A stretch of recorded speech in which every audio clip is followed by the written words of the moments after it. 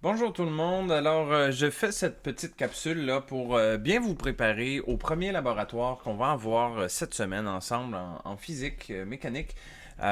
Et donc, vous avez probablement remarqué que j'ai mis en ligne deux choses. J'ai tout d'abord mis le guide de l'étudiant, qui est finalement là, votre bible pour faire les rapports de laboratoire en physique, pas juste pour le premier cours de physique, mais aussi pour les deux qui vont suivre. Là. Donc ça, c'est un document qui est très complet. Il y a quand même plus de 50 pages. Là. Puis vous avez la table des matières ici, puis vous pouvez voir là, tous les sujets qu'on va couvrir là-dedans. Là. Bon.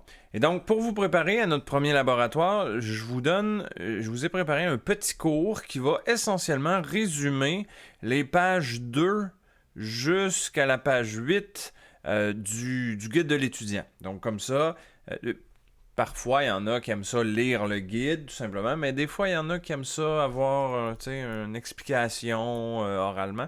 Donc, c'est ce que je vais faire là, ici avec vous aujourd'hui.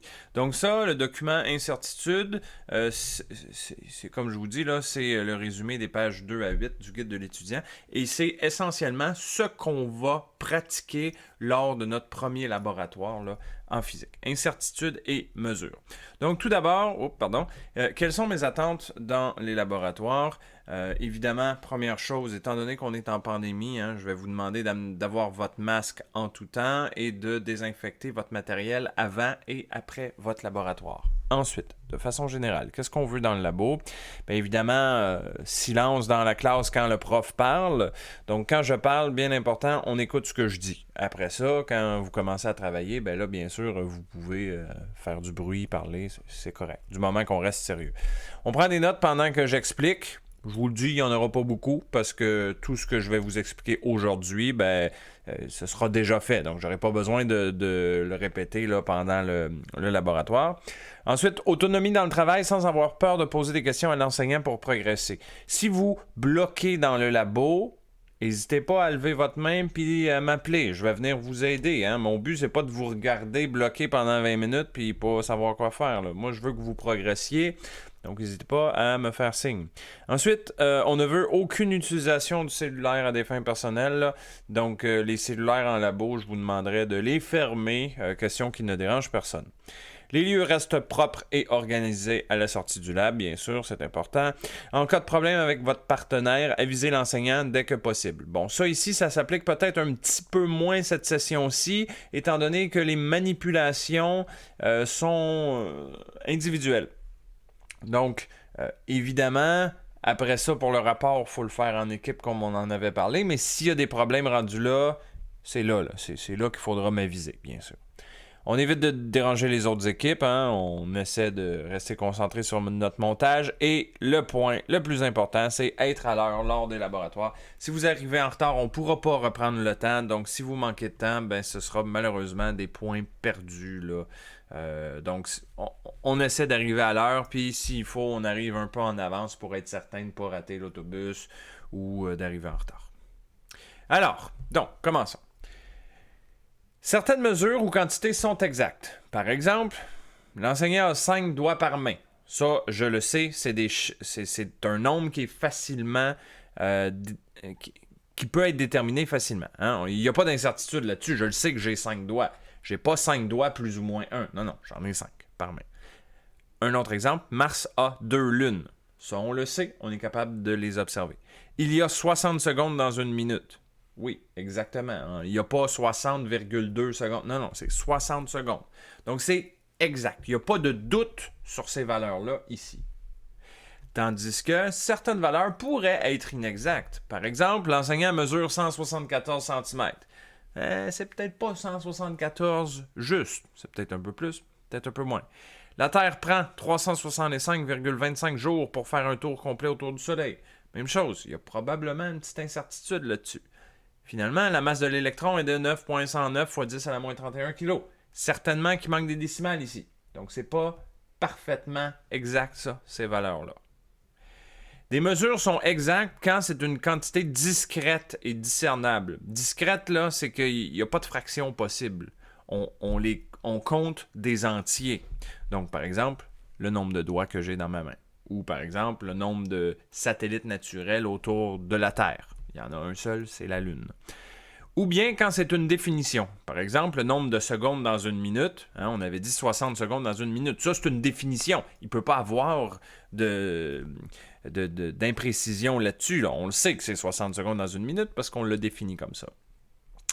Et à l'inverse, les mesures sont inexactes quand les instruments ne permettent pas une mesure infiniment précise. Par exemple, quand on mesure la masse de l'électron, ben, on n'a pas une mesure infiniment précise parce que l'outil qu'on utilise pour mesurer la masse, ben, l'outil, il comporte une incertitude. La mesure est mal définie. Par exemple, le nombre de jours pour un tour complet. Là, ici, on parle le nombre de jours que ça prend pour que la Terre fasse une révolution autour du Soleil. Ce n'est pas 365 juste. Ça serait 365,25, mais encore, le virgule 25 n'est peut-être pas parfaitement précis. OK? Donc, on a une inexactitude ici. La mesure n'est pas nécessairement bien prise. Par exemple, la hauteur de l'enseignant. Tu sais, si la personne qui mesurait ma grandeur a pris un ruban à mesurer, puis qui a mal placé une extrémité du ruban à mesurer, bien nécessairement, le résultat qu'il va prendre, il va avoir une incertitude là-dessus. OK? Donc ça, c'est inexact. Donc, une valeur exacte, ça s'obtient si on avait un instrument avec une précision infinie. Ça, une précision infinie, on s'entend, ça n'existe pas. Précision infinie utilisée parfaitement et si la mesure existait de façon exacte. Bref, c'est pratiquement impossible, ça. Okay? La résolution d'un instrument, ce qu'on appelle la résolution d'un instrument, c'est le plus petit intervalle qu'un instrument permet d'obtenir sans ambiguïté. OK? Donc, par exemple, sur une règle. Si on regarde une règle, c'est quoi la plus petite intervalle que l'instrument nous permet d'obtenir? Bon, habituellement, c'est des millimètres. Donc, on pourrait dire que la résolution de la règle, c'est 1 millimètre, parce que c'est son plus petit intervalle. OK? Par exemple, ici, on a notre règle. Puis là, on essaie de mesurer quelque chose. Puis la position de la ligne rouge, vous voyez, là, si on regarde de proche, la position de la ligne rouge, elle n'est pas vis-à-vis une des lignes de la règle. Elle est quelque part entre 4,5 et 4,6 cm. OK? Donc, à ce moment-là, comment on va faire pour décrire la position de la ligne rouge? Bien, on va le faire comme ce que vous voyez ici. On dit position X est égale à 4,55. Pourquoi j'ai mis 4,55 plutôt que 4,56 ou 4,57? Bien, la réalité, c'est que je ne le sais pas c'est quoi cette décimale-là ici. Donc, dans le doute, on va mettre la moitié de la plus petite division de la règle. Okay? Donc, la plus petite division de la règle, c'est 1 mm. Donc, la moitié de 1 mm, ben, c'est 0,5 mm. Donc, c'est ce qu'on a ici, 4,55. Le dernier chiffre 5, là, ça, c'est 0,5 mm ou 0,05 cm. Et l'incertitude, c'est encore une fois ce que je viens de mentionner, c'est la moitié de la plus petite division sur la règle. Donc, c'est 0,5 mm ou bien 0,05 cm. Donc, ça, c'est la façon d'écrire ça. On va y aller plus en détail là-dessus. Là, je vous l'ai présenté une première fois. On va regarder ça avec d'autres exemples. Donc, la notation générale pour les résultats de mesure en laboratoire, ça va toujours avoir là, cette forme-là. Okay? X, qui est ici, c'est le résultat de la mesure. X avec une petite vague par-dessus, c'est la meilleure estimation de la mesure. Plus ou moins delta X. Delta X, on appelle ça l'incertitude absolue. Ça, c'est mis entre parenthèses et on termine avec les unités de ce qu'on est en train de mesurer. Donc, on avait un bon exemple ici, hein? Résultat de mesure, c'est X.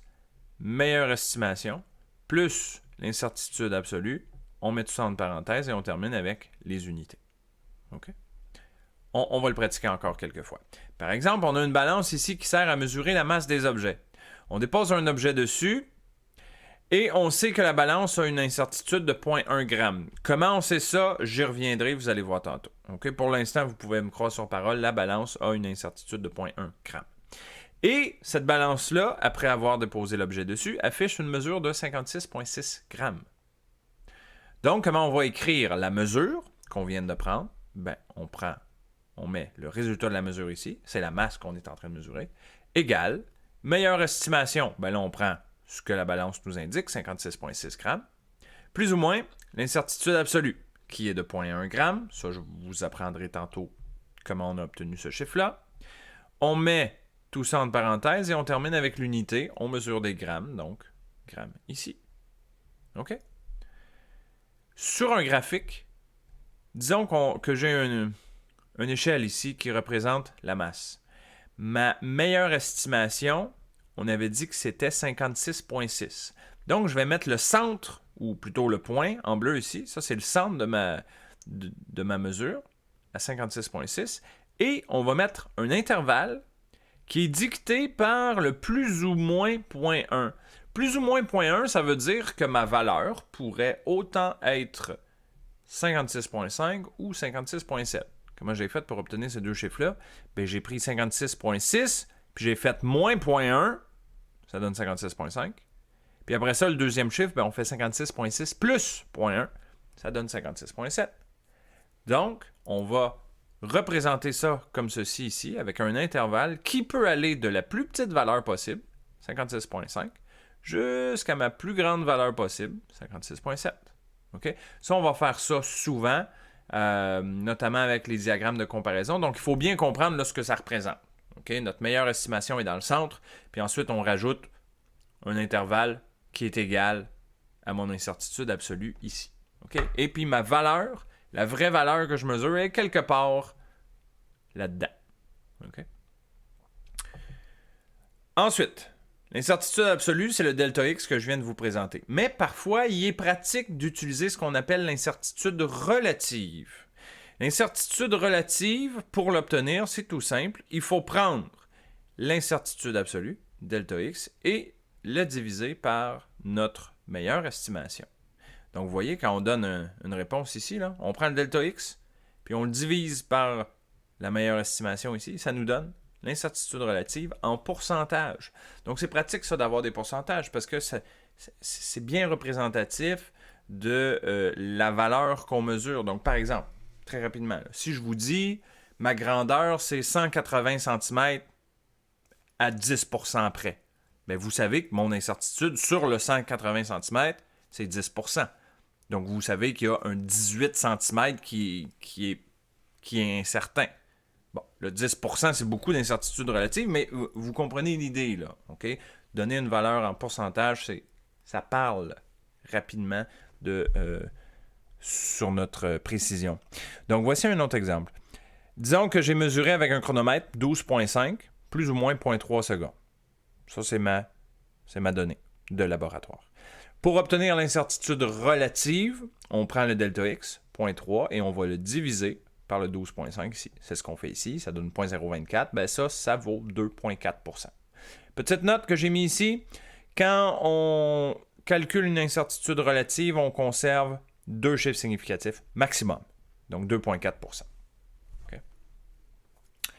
Ensuite, il existe deux types d'incertitudes. Les incertitudes instrumentales et les incertitudes non instrumentales. Donc, on les a différenciées comme ceci. Hein? Incertitude absolue instrumentale, incertitude absolue non instrumentale. C'est quoi la différence entre les deux? L'incertitude instrumentale, c'est une source d'incertitude qui vient des instruments. Donc, par exemple, une règle n'est pas infiniment précise parce qu'elle mesure au millimètre. Donc, il y a une incertitude instrumentale qui est due à la règle, seulement à cause de la règle. Les incertitudes non instrumentales, c'est des sources d'incertitudes qui proviennent des autres sources, mais qui sont difficiles à quantifier. Comme par exemple, disons, moi, j'ai une règle dans les mains, mais je place mal la règle. Bien là, j'ai une incertitude, mais c'est pas dû à la plus petite division de la règle, c'est dû à moi qui a mal manipulé la règle. Okay?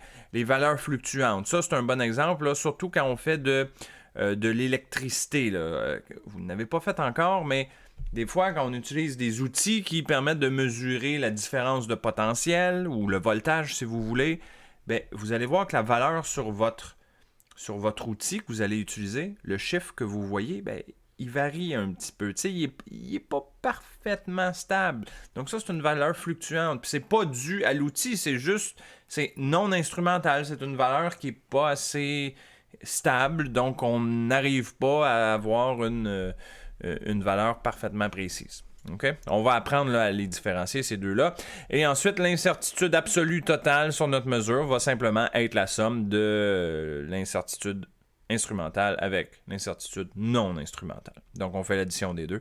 Ça nous donne le delta X total. Donc, voici un petit tableau là pour classer correctement l'incertitude instrumentale. Seulement la instrumentale. Comment on fait pour trouver la limite de précision de l'instrument?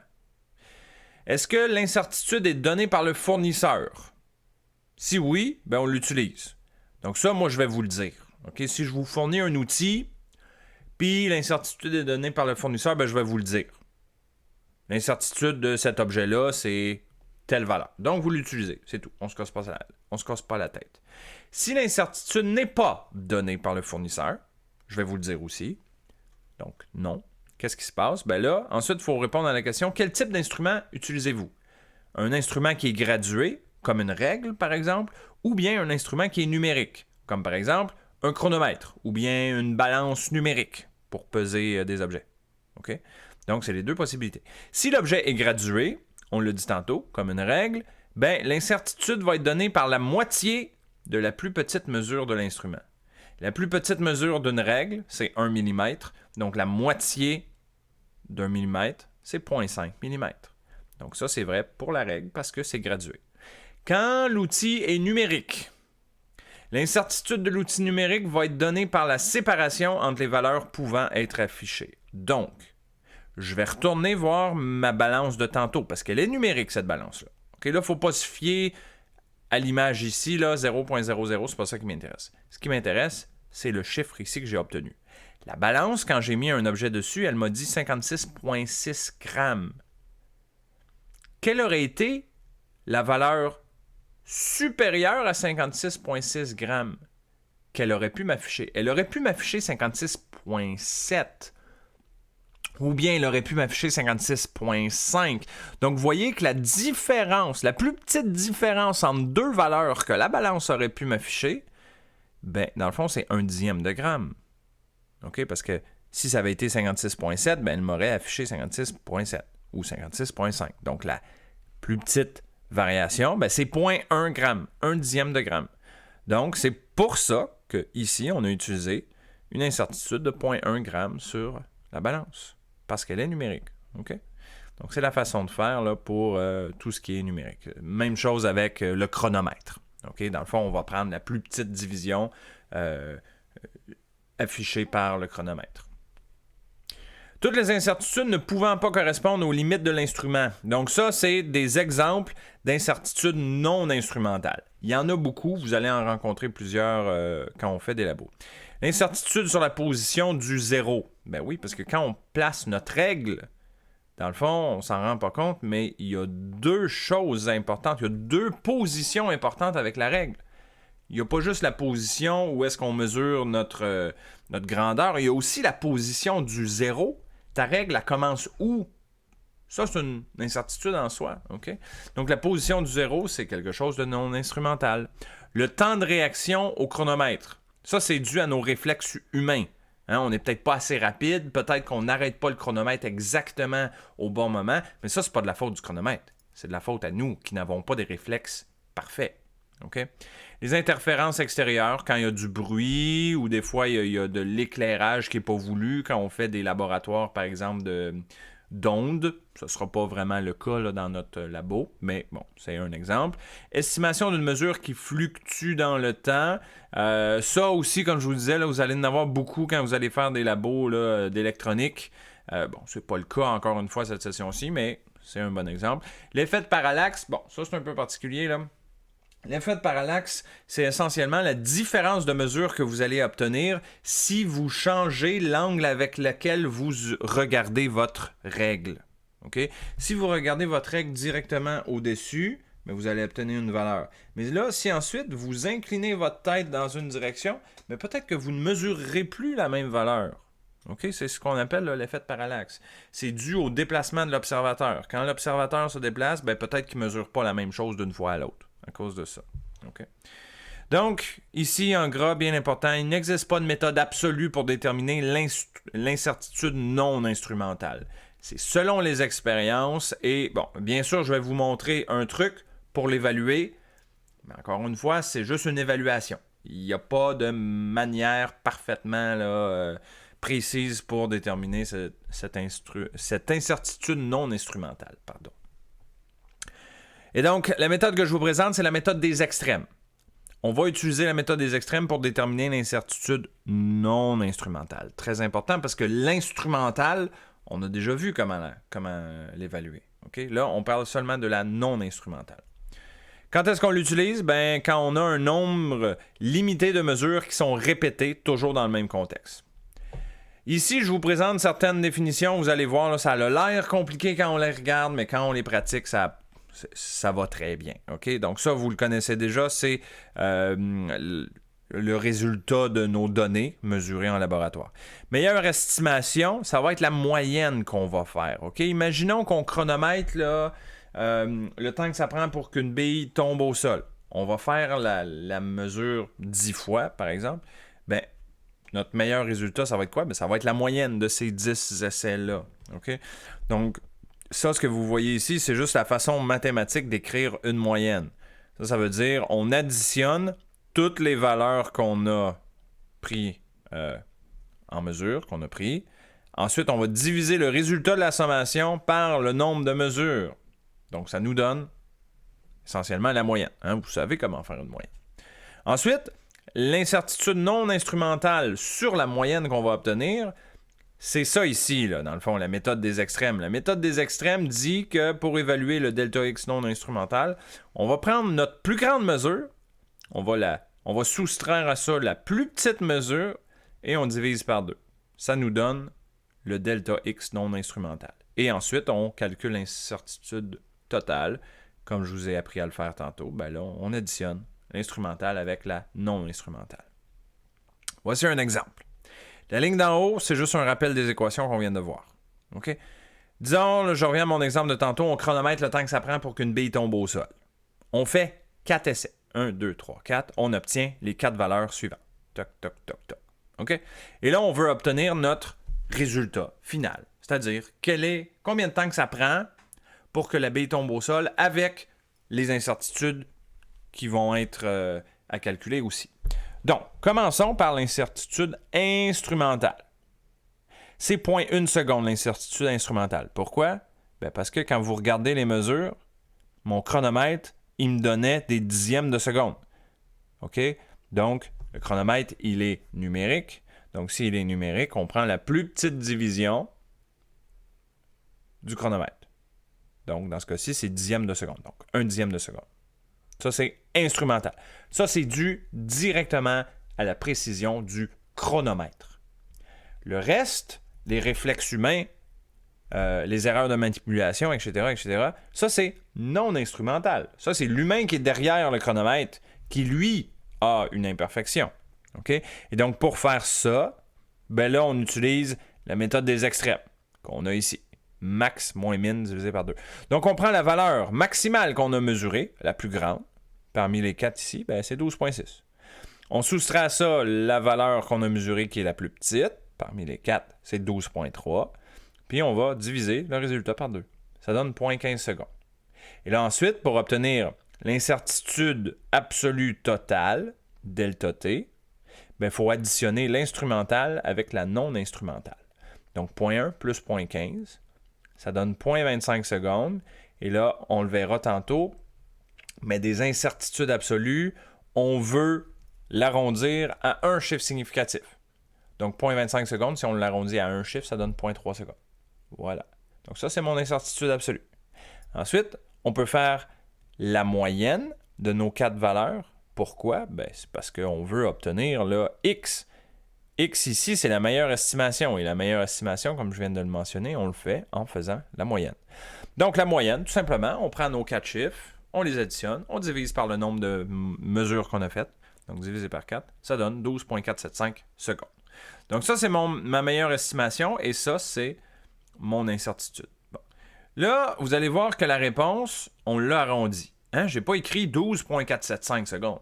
J'ai écrit 12,5, plus ou moins, 0,3 secondes. Pourquoi je l'ai arrondi? Eh bien, ça, c'est une règle qui dit que ma meilleure estimation doit avoir la même précision en décimale que mon incertitude absolue. Mon incertitude absolue, elle est précise au dixième de seconde. Donc, ma meilleure estimation doit elle aussi être précise au dixième de seconde. Donc, mon 12,475, fallait que je l'arrondisse à la dixième de seconde pour correspondre à mon incertitude absolue ici. Donc, 12,5, plus ou moins, 0,3, on met ça entre parenthèses, seconde. Et voilà, ça c'est mon résultat de mes 4 mesures ici. OK? Donc, c'est ça, méthode des extrêmes, là. C'est simplement ça ici. OK? Bon. Ici, on explique plus en détail là, ce que je viens de vous mentionner concernant l'arrondi des décimales. Là. Donc, pour l'incertitude, on garde généralement un chiffre significatif. C'est pour ça qu'on a arrondi 2,5 à 0,3. Sauf dans le cas où le premier chiffre significatif est un 1. Dans ce cas-là, on va garder 2 chiffres significatifs. Par exemple, 0.00253, ça commence par un 2, donc on garde un seul chiffre significatif. 0.03. 0.176, le premier chiffre c'est un 1, donc on va garder 2 chiffres significatifs, donc on va arrondir ici au centième. Donc ça donne 0.18. Ça c'est les valeurs finales, là, de la façon qu'on veut les voir dans votre rapport. 3,2 mètres, le premier chiffre, ce n'est pas un 1, donc on garde un chiffre significatif, plus ou moins 0.3. Ça ici, le premier chiffre, ce n'est pas un 1, fait qu'on garderait un chiffre significatif, mais faites attention parce que quand on va arrondir ça, ça va nous donner un 1 comme premier chiffre significatif. Donc dans ce cas-là, il faudra garder 2 chiffres significatifs, comme ça ici. Le dernier cas ici, ça c'est un peu méchant, là, c'est comme une exception. Quand vous n'avez aucune précision supplémentaire après le chiffre qui est là, donc par exemple, on ne sait pas c'est quoi le chiffre qui vient après, on ne peut pas l'arrondir parce qu'on ne sait pas ce qui vient après, donc on n'a pas le choix, on le laisse comme ça. Okay? Ensuite, selon le nombre de chiffres significatifs que vous avez conservés, il faudra ajuster la meilleure estimation. C'est ce qu'on dit ici. Par exemple, si vous faites une mesure qui est ceci, 0.086284 plus ou moins 0.00253, pour savoir comment écrire ça de façon finale dans votre rapport, vous prenez votre incertitude absolue, vous arrondissez à un ou 2 chiffres significatifs, comme je viens de vous montrer. Dans ce cas-là, on sait qu'on l'arrondit au millième, donc ça donne 0.003, et on revient à la règle que j'ai mentionnée tantôt, il faut garder autant de décimales dans l'incertitude absolue que pour la meilleure estimation. Donc ça ici, mon 0.086284, il faudra l'arrondir pour avoir des millièmes. Donc quand on arrondit au millième, ben voici, on arrête au 6 qui est là. Donc le 284, là, on enlève ça parce qu'on l'a arrondi. Même chose ici, 9.3862 plus ou moins 0.176. Le 0.176, on commence par l'arrondir à 0.18. On a gardé 2 chiffres parce que le premier chiffre, c'est un 1. Donc, on garde 2 chiffres. Donc, vous voyez, on garde jusqu'au centième. Fait que mon résultat ici, 9.3862, là, je dois l'arrondir lui aussi au centième.